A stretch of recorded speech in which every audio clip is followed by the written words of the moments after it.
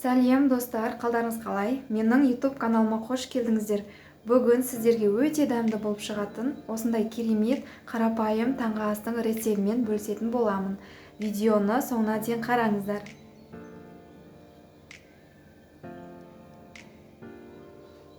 Ең алдымен жұмыртқамызды дайындаймыз. Жұмыртқамызды жарып, дәміне қарай тұз, бұрыш салып, жақсылап араластырамыз.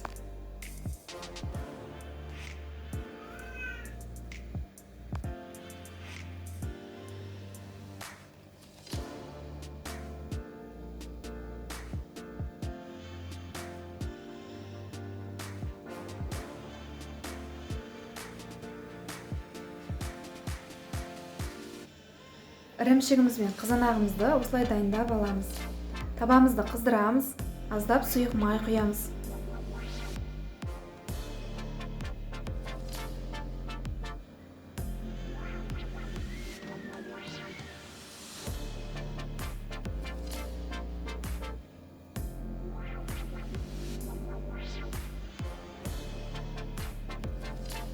Майымыз қызған соң, жаңағы дайындаған жұмыртқамызды құямыз.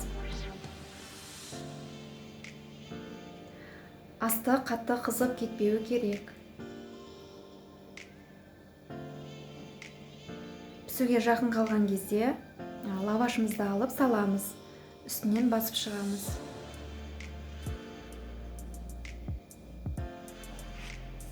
Енді жұмыртқамызды аударамыз. Ол үшін тәрелкемізді қойып, осылай аударып аламыз.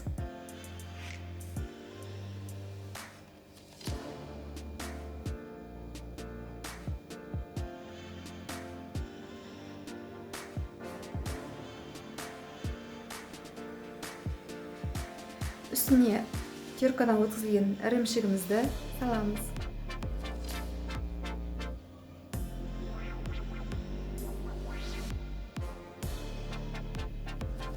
Қызанағымызды саламыз.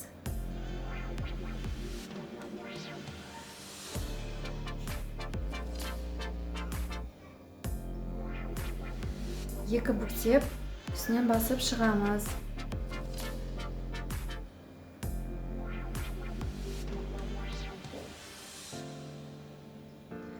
Сары майымызды жағамыз.